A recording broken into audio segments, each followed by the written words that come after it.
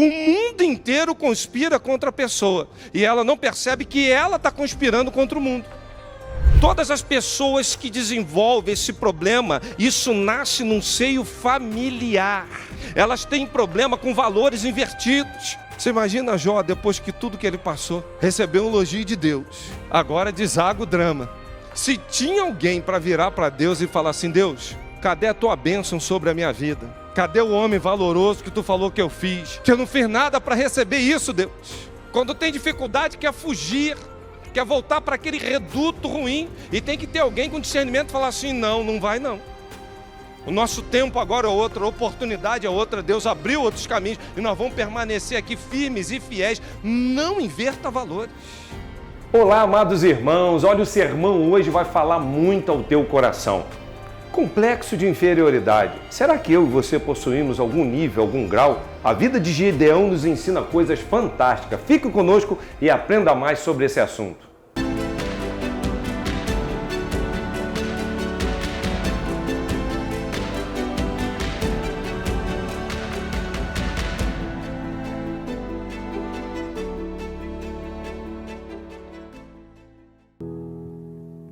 Amém, queridos. Louvado seja o nome do Senhor.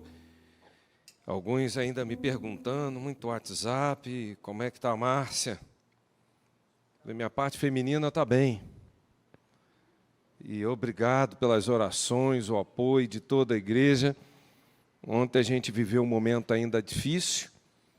Ela teve que fazer uma outra cirurgia de forma emergencial, né? Em 16 dias foi a segunda. Mas a boa mão do Senhor se manifestou e ela está... Agora eu estou vendo que ela está ficando bem. E isso alegra a gente, né? Só o trabalho que me dá, irmãos, que eu estou assim lá em casa, sabe? É mingauzinho aqui, troça. Cuidar e fazer bem ela é fazer bem a minha própria carne. Então, tem que cuidar com todo amor, carinho, cuidado. Eu queria, nesse culto de famílias, perguntar a você como é que está a tua família. Tua família está bem? Como é que estão as coisas aí na tua casa, no teu lar? Eu queria fazer uma reflexão com você. E o tema de hoje, alguns vão falar assim: fulano tinha que estar aqui. Quem tinha que estar aqui era fulana. Sabe aquele... Não tinha não, irmão. Sabe por quê? Se tivesse que estar aqui, estaria. Agora, nada impede que você pegue o link e compartilhe. Se você identificou o que eu vou falar com algumas pessoas, fala assim, ó, por favor, para agora. Se for marido, mulher, para, ouça essa mensagem. Não. Ouça, depois você fala comigo. Ouça, está indo para o trabalho, ouça. Escute essa mensagem. E vê se isso tem a ver com a sua vida ou não. Depois a gente fala sobre isso. Eu queria refletir com você sobre o tema complexos familiares. Juízes, capítulo 6, nós vamos ler do 11 ao 16. E quero falar muito do complexo de inferioridade. Juízes 6, de 11 a 16. Então o anjo do Senhor veio e assentou-se debaixo do carvalho que está em Ofra, que pertencia a Joás, Abstrerita, e Gideão, seu filho, estava malhando trigo no lagar para salvar os midianitas. Então o anjo do Senhor lhe apareceu e lhe disse: o Senhor é contigo, homem valoroso. Mas Gideão respondeu: ai, meu Senhor, se o Senhor é conosco, por que tudo isso nos sobreveio? E que é feito de todas as maravilhas que os nossos pais nos contaram, dizendo: nos fez o Senhor subir do Egito? Porém, agora, Senhor, o Senhor nos desamparou e nos deu nas mãos dos midianitas. Então o Senhor olhou para ele e disse: vai nesta tua força e livrarás a Israel das mãos dos midianitas. Porventura não te enviei eu? Ele disse: ai, Senhor meu, com que livrarei Israel? E que a minha família é a mais pobre de Manassés, e eu sou o menor da casa do meu pai. E o Senhor lhe disse: porquanto eu hei de ser contigo, e tu ferirás os midianitas como se fossem um só homem. Deus, fale com a tua igreja, e que hoje seja o dia de cura de tudo que é complexo que está na nossa vida, pois o Senhor nos chama para viver um novo e andarmos em novidade de vida. Ajuda-nos, ó Pai, fale conosco em nome de Jesus. Amém. O livro de Juízes vai relatar 300 anos de uma história do povo de Israel, de uma história pesadíssima, de uma história de opressão, de uma história, como eu já narrei aqui em outros momentos, em que os midianitas vinham, tomavam toda a colheita e matavam todos os animais, deixavam eles completamente sem ter condições de sobrevivência. Saqueavam tudo. E durante esses 7 anos, já sendo subjugados, a gente vai perceber que o povo de Israel empobrece muito. Eles construíam até covas e cavernas para tentar se esconder e sobreviver durante esses tempos de ataque dos midianitas. E era o momento em que o povo clamava por um libertador, que houvesse algo que fizesse diferença. Por quê? Se sentiam com medo e humilhados. Não tem nada pior do que você estar numa casa, numa terra, e ter que conviver e lidar com medo e humilhação. Que coisa difícil. Então Gideão estava trabalhando, e a Bíblia fala que ele malhava trigo no lagar. Lagar, aquele negócio de plantar uva, vinho. Não era para fazer aquilo ali. Não era um lugar específico para fazer o que ele estava fazendo.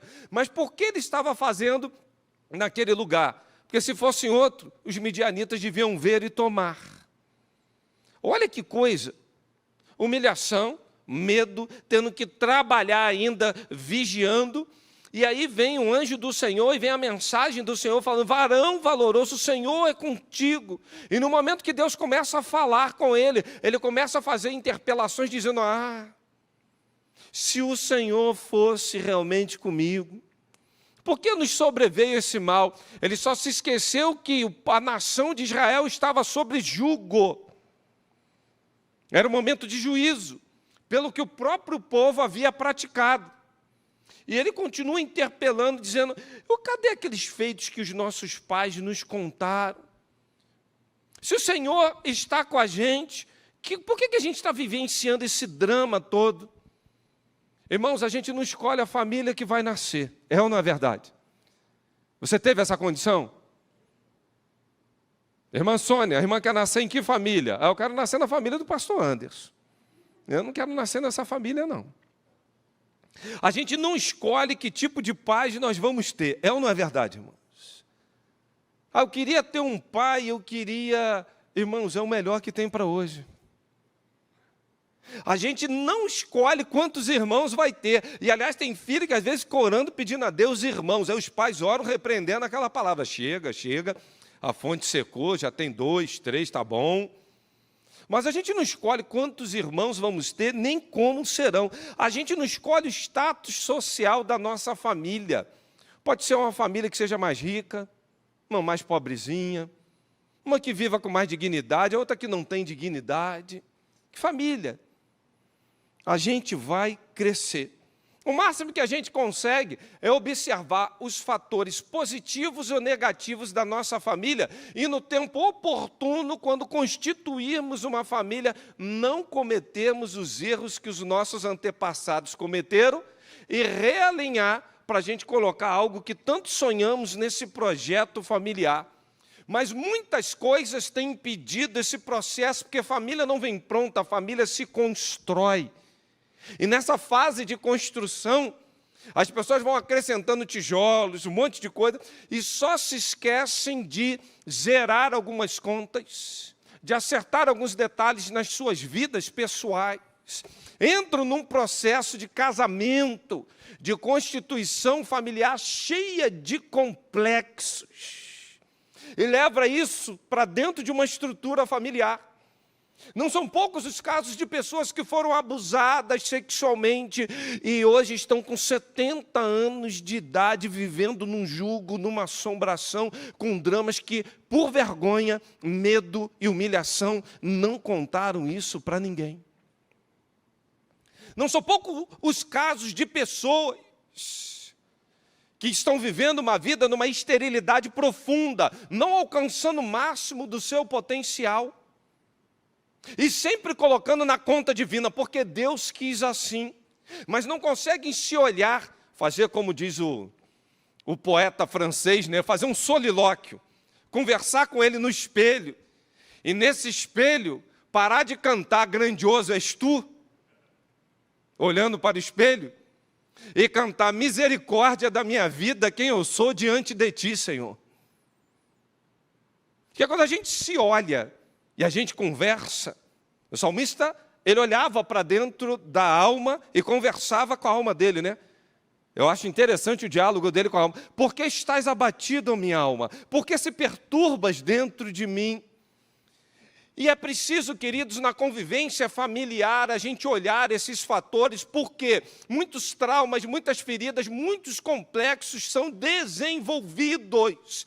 E o pior, são manutenidos, estendidos, de geração em geração. O que é isso, pastor? O senhor está falando que tem maldição hereditária? Não, meu irmão, não acredita em fatalismo.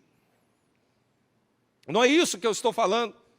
Eu estou falando que uma ferida não tratada, você vai desencadeando um monte de coisa, tendo um comportamento que não era para ter e não atingindo o seu potencial naquilo que Deus reservou e preparou para você viver. 3 coisas me chamam a atenção no texto. O próprio Deus fala com Gideão, o Senhor é contigo. Segundo momento, varão valoroso e forte. Terceiro momento, Deus fala, você vai ferir os midianitas como se fosse um só homem, e eu vou ser contigo. Que 3 palavras encorajadoras, incentivadoras. Eu acho que você deve pensar assim nessa noite, pastor, para mim bastava só uma, Deus falando assim, o Senhor é contigo, porque se eu pensar, se Deus é por mim, quem será contra mim? Bastou. Mas várias palavras encorajadoras, incentivadoras foram faladas para Gideão. Me chama a atenção nas desculpas vitimistas de Gideão. Primeiro, a minha tribo é a menor. A minha família é a menor da minha tribo. E eu sou o menor da minha casa. Sabe o que é isso, irmão? Complexo de inferioridade. O Senhor é comigo, vai na tua força, você tem valor, você vai alcançar, você vai chegar lá, eu vou à tua frente. Não adianta. Sabe qual é o problema que eu não consigo ir para frente? A minha família não deixa. O clã que eu vim, mas que clã é esse? Que dificuldade eu tenho para alcançar um potencial, até porque olha a família que eu nasci. Olha a tribo que eu sou. Eu olho para dentro da minha casa, então, eu sou o menor. Gideão, em meio às 3 formas de Deus manifestar, incentivando, ele encontra 3 jeitos de dizer que não está dando, não vai dar, não vai dar. E a gente olha para as Sagradas Escrituras, a gente vai perceber grandes personagens bíblicos que desenvolvem essas questões da mesma forma. Josué, 9, 21. 1 Samuel 9, 21, Saul respondeu, eu sou da tribo de Benjamim. E ele diz, o menor de Israel. E a minha família é a menos importante das tribos. Então, por que o Senhor está falando comigo desse jeito? Quem está perguntando isso é Saul. É Saul que está respondendo, digo. A gente olha para a nossa vida, a gente sempre vê limitações. Foram mandados 10 espias para a terra, veio um relatório, terra é boa. Mas sabe o que acontece? Lá tem uns gigantes, hein? E aos nossos olhos e aos olhos deles, nós somos e éramos como gafanhotos. Complexo de gafanhoto. Olha o que ele fala, aos nossos olhos e aos olhos deles. Mas eles eram príncipes, cabeças de tribos, esses espias. De príncipes se sentiram menosprezados, diminuídos diante dos gigantes. Eram nobres, mas se sentiram desprezíveis. Eram valorosos, mas o valor que eles achavam que tinham era o valor de gafanhoto. Eram pessoas que foram tomadas por um sentimento doentio, de autodesvalorização. E, consequentemente, eles desenvolvem a síndrome do gafanhoto, sempre com uma baixa autoestima, com uma imagem muito ruim. A gente olha para a vida de Ana, mulher de Eucana, 1 Samuel. Penina, filho, tranquilidade. E Ana, esterilidade. Mas a Bíblia fala que o marido dela era tão bom que dava até porção dobrada para ela. Tratava ela de um jeito. Mas o que Ana andava gritando? Dá-me um filho, Senhor. É aquela famosa, ele tem e eu não tenho. Por quê? Por quê? Por que esse tem e eu não tenho? E olha que Penina ainda implicava, né? Atazanava o juízo dela. Você imagina uma convivência familiar que você desenvolve um complexo de inferioridade, que um tem filho, o outro não tem, ainda a outra que tem fica assim, eu tenho, você não tem. E ter que conviver com isso, irmãos. Chega ao ponto de uma discussão familiar tão séria, que Eucana fala assim, eu não te sou muito melhor do que 10 filhos. Não adianta, eu quero filho, é filho, é filho, é filho, é filho. E essa mulher já com tanto complexo, vai orar no templo, aí vem um sacerdote Eli. Não bebe mais não, minha filha. O que você está bebendo, minha filha? Para com essa bebedeira. E não, Senhor meu, não me julgue dessa forma, não é que a tua serva está bebendo, não. É que eu estou rasgando o meu coração diante do Senhor. Imagina uma mulher que não tem mais paz dentro de casa e nem na igreja. Qual é o ambiente que Ana vai conviver? Acabou, irmão. E tem gente que não tem paz, mas dentro de casa nem dentro da igreja, porque desenvolve complexo de inferioridade. Ela azeda a vida familiar, ou ele, e azeda também a vida no convívio da família, do povo de Deus. E não consegue entender o que está fazendo, a sua vida vai afundando. Eu tive o cuidado de pegar aqui alguns sintomas, psicanálise, de profissionais, das pessoas que desenvolvem complexo de inferioridade. Primeiro deles, sentimento de culpa pesado. Segunda, baixo autoestima. Nunca estão bem. Irmãos, a minha filha, ela gosta assim, né? Eu falo, filha, eu já fui lírio do vale. Hoje papai é tiririca do brejo. Ah, papai, tu foi lírio do vale quando, papai? Te enxerga, papai. Mas eu estou tão bem do jeito que eu sou, não estou nem aí. Mas não estou mesmo. Estou preocupado, nem, porque vão pensar. Pensa o que você quiser, a cabeça é tua. O problema é seu.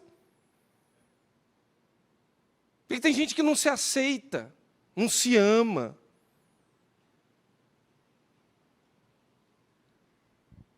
Terceira coisa, tristeza nada satisfaz.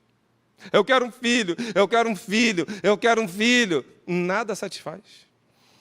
Isolamento social, uma das características. Tem determinado momento que elas querem se dar, tem determinado momento que elas recolhem e não querem conviver socialmente. Busca de reconhecimento, trabalham, mas estão sempre assim, ó. Poxa, você arrebentou, hein? Se não tiver o tapinha no ombro reconhecendo o valor, não fazem mais nada. Excesso de melindres. Parece aquela plantinha, aquela dormideira. Você encosta, 11 horas. meio-dia, 2 da tarde, 3. Quem tem melindre, qualquer hora é hora. Temperamento muito oscilante. Ora se mostra extremamente dócil, ora extremamente explosivo ou explosiva. Hipersensibilidade a críticas. Quem tem complexo de inferioridade, você vai falar assim, posso te ajudar? Eu queria dizer para você, o mundo fechou, vai se defender. Não, não é isso não, irmão, estou aqui para ajudar. A ideia, não, acabou, irmão, o tempo já fechou. É como tocar na ferida. E no fundo, um último que eles falam, rejeição enorme, se sentem sempre rejeitadas. Vai falar com o Marco Miranda, me rejeitou. O pastor Pedro me rejeitou. Pastor Anderson não quis saber de mim. Agora o grupo lá já me olha atravessado. Agora o mundo inteiro conspira contra a pessoa. E ela não percebe que ela está conspirando contra o mundo. Já tem gente rindo, e assim os cutucões. Mas eu queria dizer para você, num primeiro momento, que todas as pessoas que desenvolvem esse problema, isso nasce num seio familiar. Elas têm problema com valores invertidos. Olha, Gideão, o que é feito das maravilhas que nossos pais nos contaram, dizendo, o Senhor nos fez subir do Egito, agora o Senhor nos desamparou e nos deu nas mãos dos midianitas. Sabe o que Gideão está fazendo? Ele está invertendo o problema. Ele está dizendo, o Senhor que nos deu, por que tu está fazendo isso com a gente? Só se esqueceu que aquilo era juízo e castigo por algo que eles tinham praticado. Invertem valores.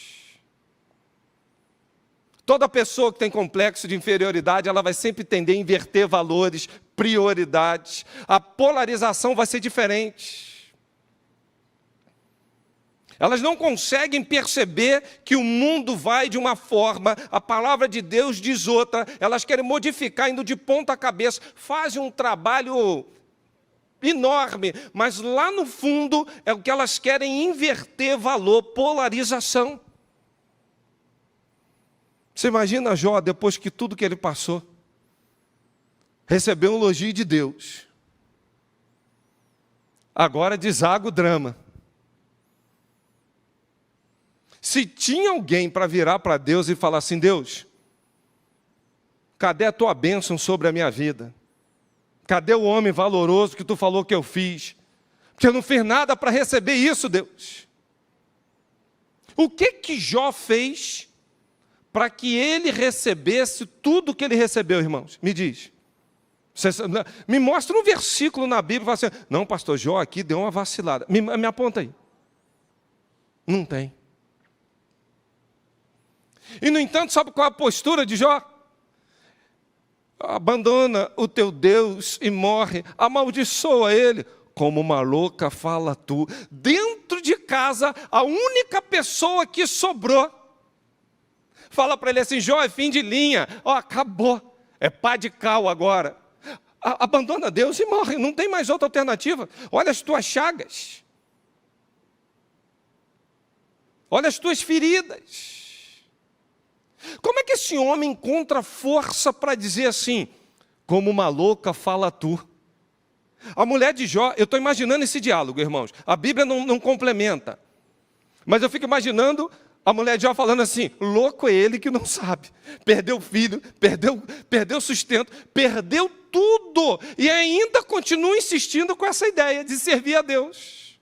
Sabe por quê? O valor está invertido. Quando tem dificuldade, quer fugir, quer voltar para aquele reduto ruim, e tem que ter alguém com discernimento e falar assim, não vai não. O nosso tempo agora é outro, a oportunidade é outra, Deus abriu outros caminhos, e nós vamos permanecer aqui firmes e fiéis. Não inverta valores. Segundo momento, visão desfocada. Gideão recebe a palavra do Senhor, vai na tua força, tu vai livrar Israel. Ele fala assim, com o que eu vou livrar Israel? A minha família é pequena, eu sou menorzinho. Eu vou fazer o quê, Deus? Se tivesse dado tempo, ele podia até usar Davi como exemplo, falar assim, eu não tenho armadura, mas não tenho nem pedra nem funda para lutar contra esse pessoal, não. Eu não tenho condições, não. Sabe o que é isso? uma visão desfocada. A pessoa que tem complexos de inferioridade, ela tem dificuldade para ouvir a voz de Deus dizendo: eu te amo, eu sou contigo, eu te gerei, vai nessa tua força. Ela não quer ouvir a voz de Deus. Quando Deus fala, parece que fecha. Ela perde visão. Sabe por quê? Todas as pessoas que não sabem ouvir a voz de Deus vão enxergar o que não devem.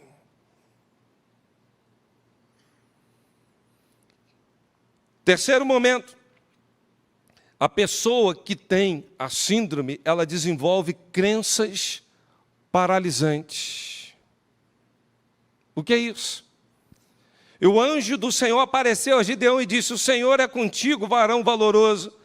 Aí ele fala: se fosse comigo, se o Senhor é comigo, como é que ia me vir um mal sobremodo como esse?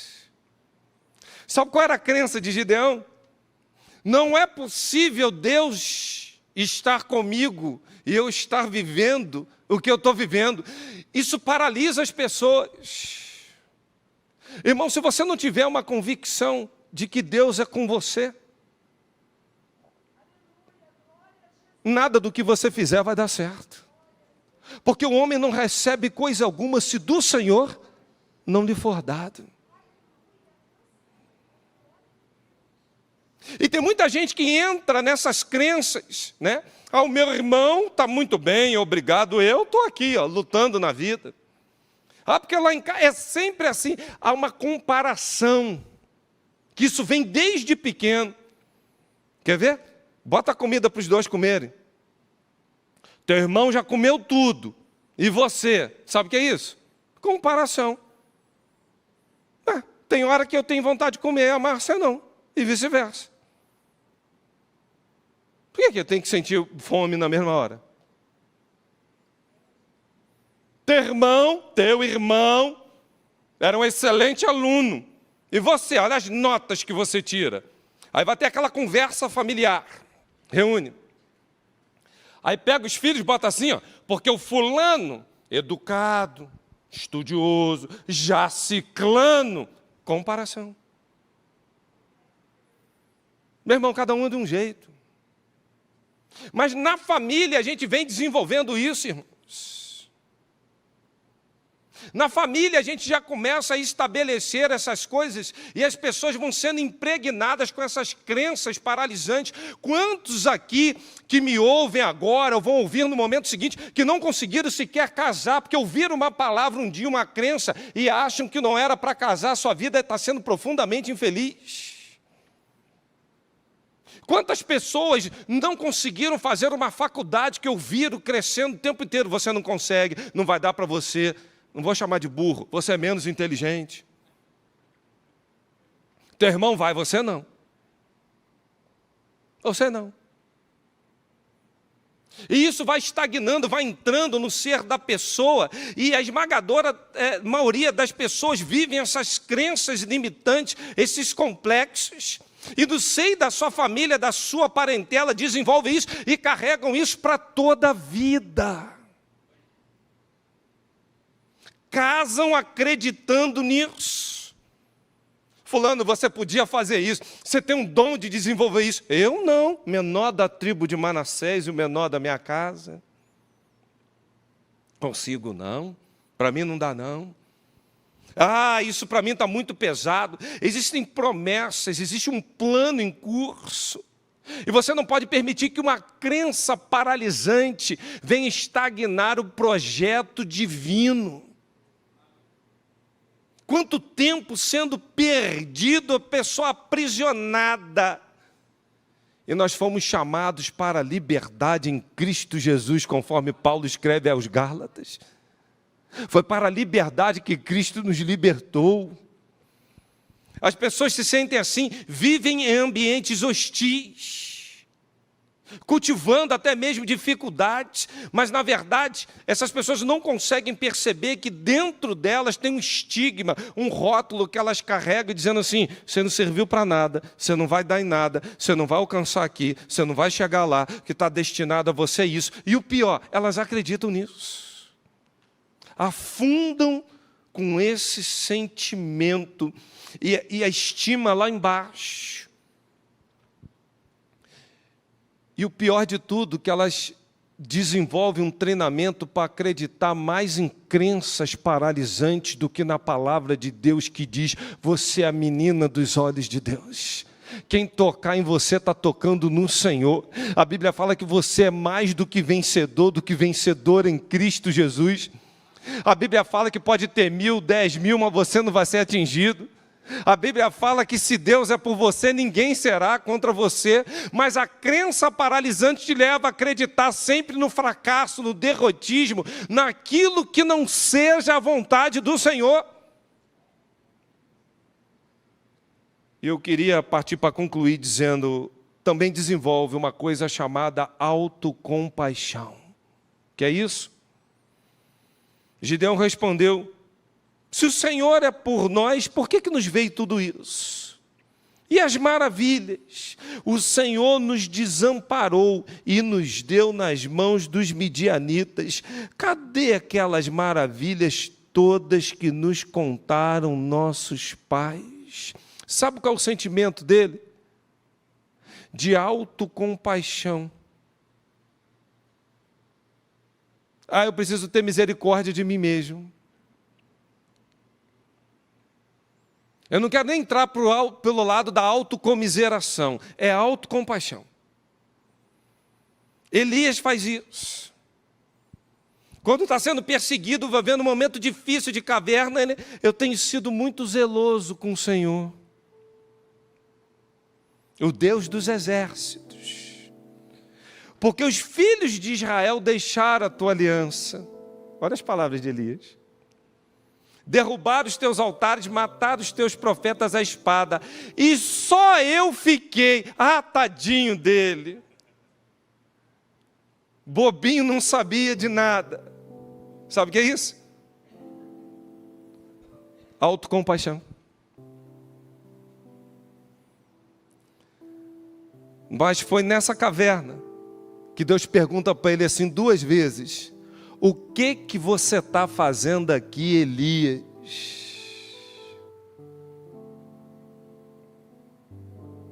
Meu irmão, não permita que um membro da tua casa, da tua família, te leve para cavernas.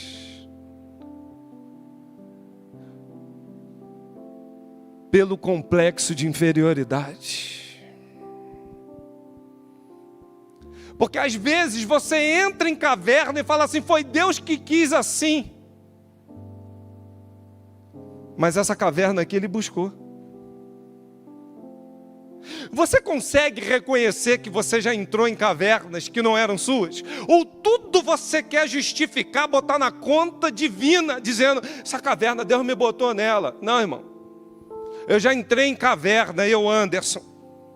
Eu ouvi a voz de Deus perguntando: o que tu está fazendo aqui? Eu falei: opa, levantai-vos e andai, porque não será aqui o vosso descanso, Anderson. Para de choramingar, para de ficar aí contando essa história triste. É tempo de marchar. Mas quer botar um rótulo: Deus quis assim. Irmãos, para pensar. A autocompaixão é muito comum. E acontece com quem se sente inferior. Ela tem pena dela mesma. Eu não consigo porque eu não tenho ousadia. Eu não consigo porque eu não supero isso. Mas Deus não te deu espírito de covardia. É de ousadia, de intrepidez, de amor, de moderação. Ao invés de você ter autocompaixão, tenha compaixão da tua casa, da tua família, e tente promover um ambiente que seja melhor. Como mudar isso? Cuidado para não confundir a humildade que nós precisamos com baixa autoestima ou desânimo. Sabe por quê? Humildade não se baseia nisso. Tem muita gente que confunde isso. A disposição em ser obediente e se colocar sempre como aquele que serve, isso é humildade. Não ter aquela jactância da soberba, de se achar melhor. Porque até quem tem complexo de superioridade, ele desenvolve inferioridade também como um mecanismo de defesa.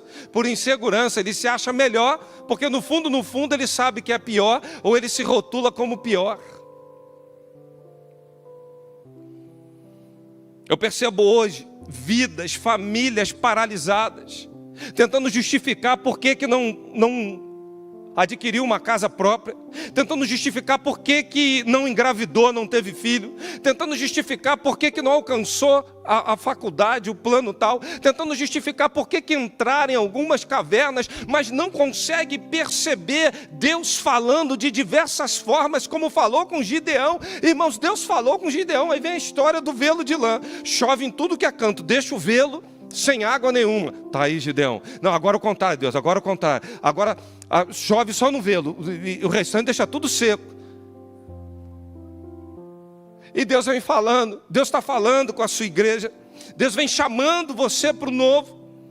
E a gente não consegue sair dessa situação porque parece que a nós está destinado a viver assim. O complexo se manifesta de tal forma que envolve toda a família e limita a ação de Deus nas crenças paralisantes, nos valores invertidos, na visão que é deturpada. A concretização de sonhos e promessas parece que cada vez estão mais distantes de cada um de nós. Mas Deus te trouxe nesse lugar para você quebrar isso nessa noite, em nome de Jesus. Chega de entrar em caverna que não é sua. Chega de ficar em caverna que não é sua. Você pode não acreditar, o inimigo já planejou outra caverna para você. Mas você pode acreditar, o Senhor já planejou planos altos, maravilhosos. Os pensamentos, os caminhos do Senhor são de paz e não de mal. É preciso a gente resolver isso. Agora, de que forma? Tem muita gente que parece que gosta de uma caverna, irmão. Parece que gosta de viver isso. Tem gente que dentro da caverna cria uma zona de conforto. Eu estou bem aqui no meu cantinho, já sei o horário da incidência do sol, já sei o horário que os pássaros vêm, já descobri onde tem água perto. Mas sai da caverna, cara. Você está numa caverna. Não, deixa eu aqui, caverninha boa. Tem uns morceguinhos à noite, um barulhinho, mas já me acostumei. Você está rindo, deixa eu falar uma coisa para você. Tem gente que gosta de se machucar, só para depois ficar arrancando aquela casquinha. Tem gente que gosta de ter uma inflamação, só para depois ter o prazer de espremer aquilo.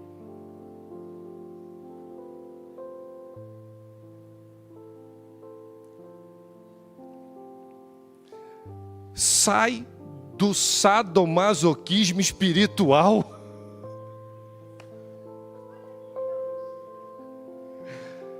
Sai disso, meu irmão. Eu não quero ferida nenhuma, eu não quero inflamação nenhuma, eu não quero caverna nenhuma, eu não quero nada que o Senhor não tenha reservado para a minha vida. E não importa se eu passei traumas, feridas na minha casa. Todo mundo tem uma história dessa, irmãos.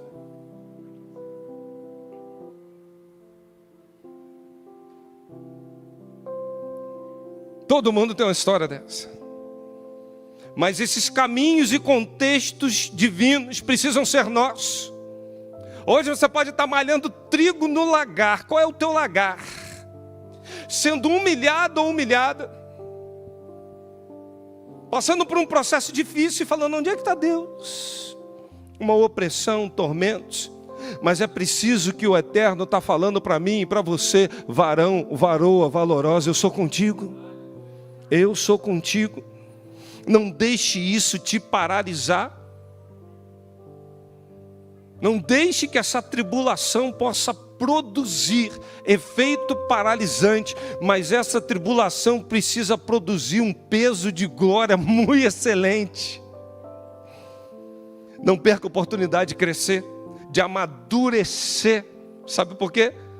Se as coisas não estão andando como eu e você gostaríamos, creia numa coisa, creia nisso. Você precisa ser tratado, tratada, curado, curada hoje em nome de Jesus. Para que você não viva essa vida de caverna, de esterilidade, e botando sempre na conta do Senhor. Os anos estão passando, irmãos, as oportunidades estão se findando. Sai disso hoje. Eu quero te desafiar, ei, dê um basta nisso hoje, sai disso hoje. Você se identificou com essa palavra? Fala, Senhor, me cura, cura minhas emoções, cura minha ferida. Eu só não quero, depois de ouvir essa palavra, deixar a minha casa caminhar para abismo, para buraco, para cova, para caverna. Eu não posso permitir que as promessas não se cumpram, viver uma vida de esterilidade, uma vida de sadomasoquismo espiritual. Não. Eu fui chamado hoje para viver o novo do Senhor. E esse novo do Senhor, ele só entra quando você reconhece. Abre o teu coração e fala, Deus, cura. Se você não fizer isso, você vai viver a tua vida inteira explodindo, brigando com todo mundo. Você vai viver a tua vida inteira carregando culpa. Você vai viver a vida inteira também culpabilizando pessoas, lideranças, porque nada está bom. Nada na tua vida está bom. Mas você tem a oportunidade hoje de falar, Deus, me tira dessa caverna. Me tira desse drama. Tira a minha casa. E eu quero nesse momento orar com você, por você humildemente. E quem sou eu para te julgar? Eu sei que essa palavra é confrontadora, mas eu quero orar por cada um aqui nessa noite que olhar humildemente e falar assim, pastor, eu percebo que na minha casa está infestado disso.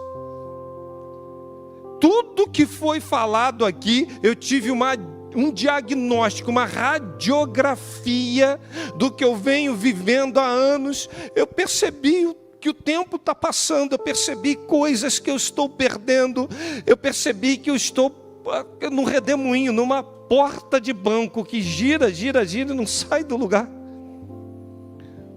Mas eu quero nessa noite, representando minha família, dizer, Deus, traz cura na minha casa. Eu quero representar minha família e falar, Deus, traz cura no meu lar. Eu quero em nome de Jesus falar assim, Senhor, eu não posso ouvir esse sermão diante dessa palavra e ficar inerte. Eu quero me posicionar como aquele que vai confiar, acreditar. Pois Deus tem esse texto para você hoje. O Senhor te chama para te falar isso. O Senhor é contigo, varão, varoa valorosa. Você é uma pessoa forte. Você vai derrotar os inimigos como se fosse um só homem, porque o Senhor é contigo. E o Senhor sendo contigo, o teu tempo de caverna, teu tempo de desastre vai cessar hoje. É tempo de cura, é tempo de tratamento de feridas, é tempo de estagnar isso, e um novo de Deus entrando na sua vida e na sua família. Todos estão orando de cabeça baixa, todos. Eu não queria ninguém, todos orando. Deixa eu lançar um desafio para você, só um sinal teu. Você que está no chat conosco dizendo, pastor, eu preciso, eu me identifiquei, eu quero a cura do Senhor. Quantos estão conosco aqui nessa noite dizendo, pastor, eu entendi, o Espírito me toca, representando a minha família, eu quero erguer a minha mão para que o novo de Deus venha sobre a minha vida, sobre o meu lar. Aonde você está? Basta um sinal teu aqui na igreja, só um sinal, glória a Deus. É muita gente, louvado seja o nome do Senhor. Você que está no chat, fala com a gente. Pastor, eu preciso, eu quero.